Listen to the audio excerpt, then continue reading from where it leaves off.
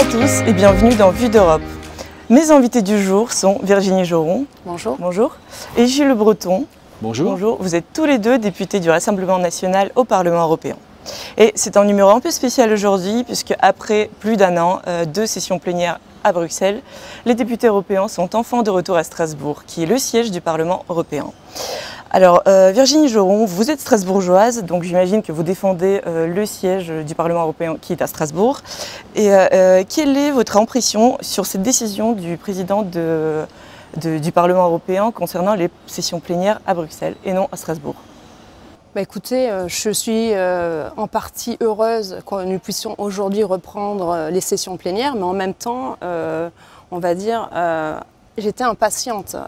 C'était un peu trop long, d'autant plus que la crise du Covid étant effectivement maîtrisée depuis un moment, il était assez injustifié que les sessions puissent perdurer à Bruxelles parce que les cas de Covid étaient d'autant plus élevés à Bruxelles qu'à Strasbourg. Il n'y avait pas de raison justifiée pour que le Parlement européen, le siège à Strasbourg, ne puisse pas reprendre activement.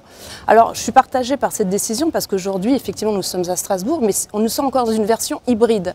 Ce qui veut dire que nous n'avons pas la totalité des députés ici présents à Strasbourg qui les laissent encore pouvoir intervenir, que ce soit dans des autres bureaux ou même à Bruxelles. Donc, en partie contente, mais en partie déçue, parce que, évidemment, c'est une mesure que nous attendions, mais en même temps, elle aurait dû être complète. Cette mesure, en plus, me fait un peu peur, parce que je fais partie d'un groupe de travail aujourd'hui de réflexion sur l'après-Covid, où ils sont en train d'étudier une nouvelle organisation interne. Et moi, j'ai peur qu'on arrive à un mandat où l'hybride va faire foi dans ce Parlement. Je crois que notre mandat est d'être dans des hémicycles, dans des débats.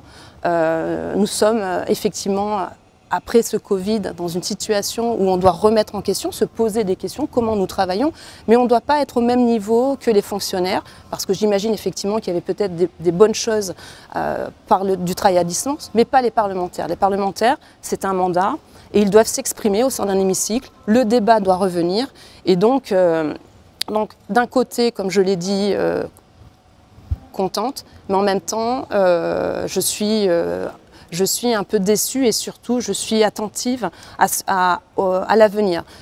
Et j'attends surtout le bilan de cette semaine, parce que la semaine dernière, à Bruxelles, il y avait 400 députés qui étaient présents pour aller aux commissions. J'espère que cette semaine, à Strasbourg, il y aura autant, voire plus de députés. Merci. Gilles Le Breton, j'aimerais parler d'un autre événement marquant de cette semaine. Il y a quelques jours, en fait, la délégation du Rassemblement national a fêté ses 2 ans au Parlement européen. Ce n'est pas votre premier mandat en tant que député européen. Est-ce que vous voyez une différence entre les 2 mandatures, entre la législature précédente et celle-ci? Et aussi, quel bilan tirez-vous de ces 2 années? Alors oui, je vois une différence essentielle, c'est que nous sommes maintenant le 4e groupe sur 7, alors qu'auparavant nous étions le 8e groupe sur 8. Et donc nous avons un poids beaucoup plus considérable qui nous permet de peser davantage sur le vote des textes. Donc certains textes sont repoussés avec nos voix, grâce à nos voix.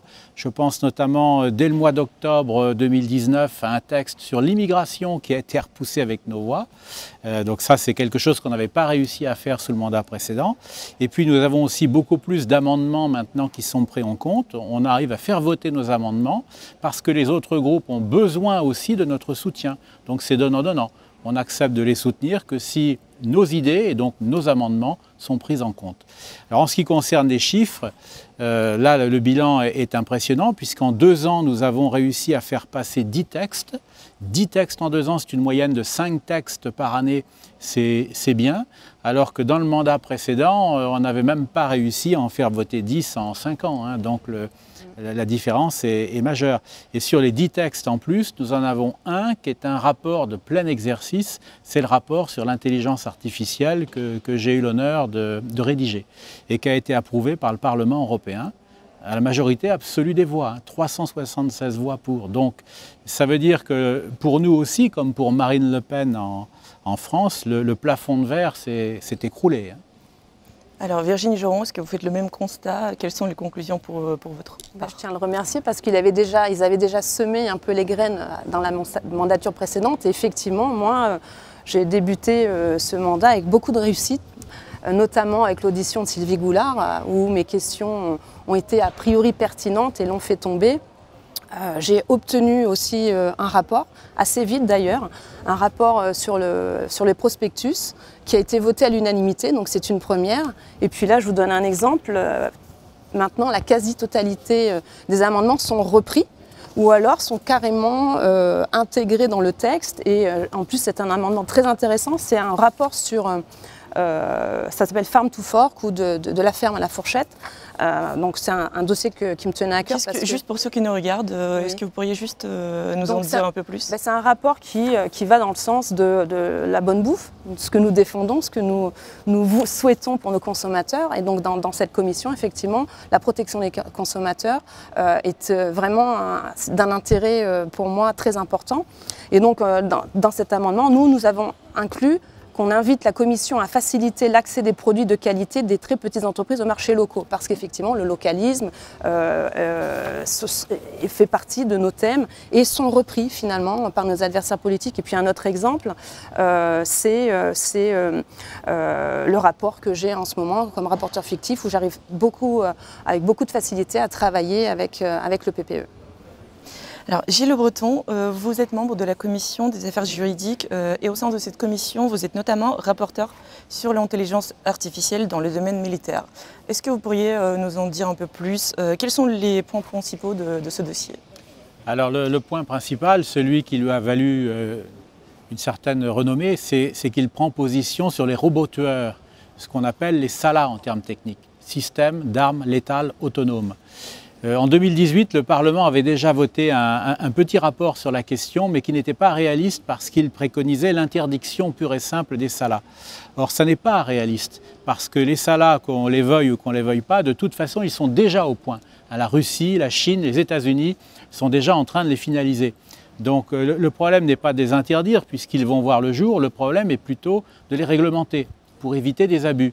Et donc c'était le souci que j'avais, c'est ce que j'ai expliqué à ma commission, je crois que c'est pour ça qu'on m'a confié ce rapport plutôt qu'à quelqu'un de gauche qui aurait été irréaliste en fait, c'est que mon rôle c'était de prévoir des garanties pour que l'utilisation de ces robots tueurs ne porte pas atteinte de façon excessive aux droits de l'homme. Et en particulier, nous avons écrit, puisque c'est une œuvre collective finalement, nous avons écrit que les SALA devaient toujours fonctionner sous un contrôle humain, qu'il fallait toujours pouvoir les arrêter en cas de dysfonctionnement et qu'ils devaient toujours respecter les lois de la guerre, le droit humanitaire et en particulier les conventions de Genève de 1949 qui protègent les blessés, les populations civiles ou encore les prisonniers. Voilà. Et grâce à tout cela, nous avons pu le faire voter. Et je dois dire que je suis heureux parce que j'ai été soutenu non seulement par mon groupe, non seulement par le groupe des réformistes et conservateurs qui est assez proche de nous, mais également par le PPE, le puissant groupe dirigé par les Allemands de Mme Merkel, et même, chose incroyable, mais il le fallait pour que ça soit voté, par le groupe Renew, à l'exception toutefois des 23 eurodéputés français de M. Macron qui ont voté contre. Mais je suis heureux de constater que l'ensemble du groupe Renew s'est désolidarisé des 23 eurodéputés de M. Macron pour voter mon rapport. Virginie Joron, vous siégez au sein de la commission du marché intérieur et de la protection des consommateurs. Un des sujets phares de cette commission est entre autres le numérique. Est-ce que du coup vous êtes rapporteur fictif ou peut-être rapporteur sur certains dossiers? Est-ce que vous pourriez nous parler des dossiers sur lesquels vous vous êtes penché durant ces 2 années? Alors là, effectivement, je suis sur un très beau dossier, c'est le Digital Market Act, le DMA, qui est le pendant du DSA, Digital Service Act, qui concerne le marché du numérique. 2 très beaux dossiers, donc je suis rapporteur fictif sur le DMA qui va marquer en fait cette mandature parce que les enjeux sont énormes puisque ça concerne la réglementation des GAFAM. Donc juste, je pense que peut-être ceux qui nous regardent, ils ne sont pas forcément au courant de ce qui est DMA, DSA. Est-ce que vous pourriez juste un peu développer? Alors voilà, donc le DMA, ça concerne plutôt la réglementation du marché des GAFAM parce qu'on s'est rendu compte qu'il y a une domination de ces géants du numérique et cela n'arrive pas à faire émerger les petits. celles qui aimeraient sortir, on appelle ça, ce sont des prédations tueuses, puisqu'ils rachètent rapidement ces startups, et du coup, ça permet de ne pas avoir un marché concurrentiel. Donc ça concerne le DMA. La DSA, ça va concerner plutôt l'information et la liberté d'expression sur les réseaux sociaux, qui est un autre sujet. Alors moi, je ne serai pas rapporteur sur ce dossier, ce sont les Italiens, et moi, je vais continuer sur le dossier en rapporteur fictif. Un très gros dossier, c'est un enjeu qui est important de la présidence Macron, puisqu'effectivement, on a bien senti que pour l'attribution de ce rapport, IMCO, donc le marché intérieur, a eu beaucoup de mal à conserver ce rapport, puisqu'il n'y a aucun Français qui est sur ce dossier. Et donc Macron a souhaité que un député de Renew, puisse récupérer le dossier. Et donc pendant 3-4 mois, il y a eu beaucoup de discussions sur qui gardera la paternité du suivi de ce rapport. Et donc on a réussi, et je pense que le PPE là-dessus s'est imposé, ce qui nous a permis, nous et moi, à conserver ce dossier. Et je suis donc la seule Française sur ce rapport fictif. Donc les travaux sont en cours. C'est un dossier qui devrait être voté à la fin de l'année et qui ce sera en même temps que la présidence d'Emmanuel Macron. Donc ça sera important parce qu'il va s'en saisir, puisqu'effectivement, limiter, réglementer, contraindre les GAFAM, aujourd'hui c'est un vrai sujet, on le voit tous les jours, il y a des nouvelles. Donc, GAFAM, c'est Google, Amazon, voilà, et Facebook et Apple. Et donc c'est très important aujourd'hui de contrôler, de réglementer ces géants du numérique, parce que, comme vous le savez, il y a une inégalité des chances par rapport aux autres, et surtout une taxation qui ne se fait pas en France, et c'est sur la table. Et le deuxième sujet, c'est les data. Aujourd'hui, c'est un marché énorme. Donc je suis aussi sur ce sujet, mais je ne suis pas un rapporteur fictif, mais là je suis les dossiers parce que effectivement c'est aussi un marché qui s'ouvre. Et malheureusement, on se rend compte d'une chose. Rapporteur fictif, juste une petite parenthèse, c'est comme un rapporteur, mais pour un groupe. Alors rapporteur, c'est pour un groupe, et là vous êtes nommé par la commission, mais aujourd'hui c'est difficile d'obtenir des dossiers, même si j'ai réussi à en obtenir un l'année dernière. Là maintenant, on négocie pour en avoir un prochain. C'est pas encore fait. Et rapporteur fictif, c'est que vous êtes dans le groupe, mais là, vous vous prononcez au titre de votre groupe politique. Donc vous êtes porte-parole de votre groupe, voilà, sur exactement. un certain texte. Voilà, donc pour ce texte-là. Et sur le sujet des data, c'est quand même un enjeu important parce que c'est des milliards d'euros. Et on se rend compte une seule chose, c'est qu'aujourd'hui en Europe, il n'y a que 4% des données des Européens sont stockées en Europe. Donc nous sommes les nains du numérique. Donc aussi, on a un train de retard. Nous voyons que la Commission est quand même naïve sur ces sujets. Et donc du coup, je suis très contente d'être sur ces sujets et d'essayer pour le parti, parce que nous aussi nous avons des choses à dire sur le numérique, ce sont des nouveaux sujets, mais nous aussi notre parti, Marine, a des choses à dire sur le marché du numérique européen. Est-ce que c'est une utopie ou est-ce que c'est une réalité ? Gilles Le Breton, vous êtes aussi membre de la Commission des affaires constitutionnelles. Et un des sujets phares de cette commission durant ces dernières années, c'était la création des listes transnationales pour les élections européennes. Est-ce que vous pourriez nous en dire plus ? Oui, c'est un grand projet de la Commission des affaires constitutionnelles, c'est de créer pour les prochaines élections européennes des listes transnationales. Ça veut dire que chaque électeur en France, par exemple, voterait 2 fois. Une fois pour une liste nationale, comme ça a déjà été le cas jusqu'à présent. Et voilà la nouveauté, une deuxième fois pour une liste transnationale, donc qui comprendrait des députés de diverses nationalités. Et donc ces listes transnationales ne seraient plus présentées par des partis politiques nationaux, mais par des partis politiques européens. Par exemple, pour nous en France, notre parti politique européen s'appelle Identité et démocratie, alors que notre parti français, c'est évidemment le Rassemblement national. Donc évidemment, c'est un système qui sera très compliqué pour l'électeur. Il faudra qu'il comprenne qu'il vote 2 fois pour des listes différentes pour la même élection.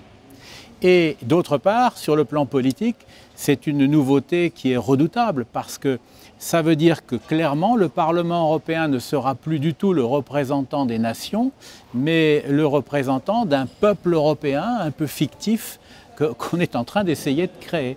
Puisque des listes transnationales, ça veut dire que les élus qui vont être élus sur ces listes ne représenteront plus des nations. C'est ça qu'il faut bien comprendre. Ils représenteront le peuple européen. Et donc on voit bien qu'à travers cette nouveauté que je combats, il s'agit d'aller vers une Europe fédérale. Or, nous, au Rassemblement national, dans le groupe Identité et démocratie, nous ne voulons pas que l'Europe se transforme en un super État fédéral. Donc voilà pourquoi je combats avec beaucoup de dynamisme et de véhémence, jour après jour, ce projet au sein de la Commission des affaires constitutionnelles. Et malheureusement, les parlements nationaux sont déjà saisis du projet. Donc le Sénat français m'a demandé mon avis, il m'a auditionné sur cette question et j'espère l'avoir convaincu. J'ai expliqué aux sénateurs pourquoi il fallait repousser à tout prix ce projet. Et pour conclure, Gilles Le Breton, je voudrais aborder le sujet du pacte migratoire européen, qui semble être le projet le plus important de l'Union européenne à l'heure actuelle. Est-ce que vous pourriez nous en dire un peu plus, en quoi ça consiste ce pacte et comment ça va changer concrètement le quotidien de nos citoyens? Oui. Là, j'ai été amené à m'en occuper un peu fortuitement, puisque c'est un projet qui est tellement important que toutes les commissions en entendent parler tôt ou tard. Donc j'ai eu l'occasion d'en débattre. Alors le pacte migratoire européen, c'est un projet qui a été présenté par la Commission de Bruxelles en septembre 2020, donc c'est très récent, et c'est une façon de gérer les migrations. Alors déjà le mot gérer est très dangereux parce que moi ce que je voudrais c'est qu'on arrête la submersion migratoire, c'est qu'on combatte l'immigration. Or dans l'optique de la Commission, ce n'est pas du tout ce qui est prévu, on va gérer l'immigration, c'est-à-dire que la Commission accepte la perspective d'une immigration de masse et souhaite la gérer pour essayer de choisir les migrants qui entreront, ceux qui n'entreront pas. Et bien sûr, je combats ce projet parce que c'est bel et bien un projet de submersion migratoire. Il y a derrière de puissants lobbies qui poussent à cela. Il y a toutes les ONG qui sont dans la galaxie de George Soros, qui sont farouchement favorables à cette immigration pour essayer d'attiédir le sentiment d'appartenance des peuples à leur nation. Et puis il y a aussi des lobbies industriels, des lobbies de grands patronats, des multinationales qui poussent aussi à cela parce qu'elles voudraient remplacer les citoyens par des consommateurs pour pouvoir les manipuler plus facilement. Et il est évident que dans cette perspective, une immigration de masse, c'est pain béni. D'autant que ça permet aussi d'entraîner une baisse des salaires, puisque c'est souvent une main-d'œuvre qui est peu exigeante et qu'on peut exploiter plus facilement que les ressortissants de l'Union européenne. Donc c'est un projet absolument redoutable.